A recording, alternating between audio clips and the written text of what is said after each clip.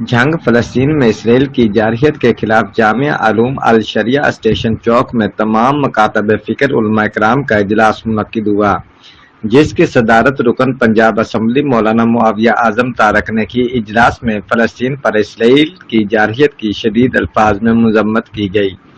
اجلاس میں متفقہ طور پر تحفظ قبل اول کونسل کی تشکیل کا اعلان کیا گیا اور 21 مئی بروز جمعہ تحفظ قبل اول کونسل کے زیر اہتمام اسٹیشن چوک سے ایوب چوک تک قبلہ اول مارچ کا اعلان کیا گیا ہے۔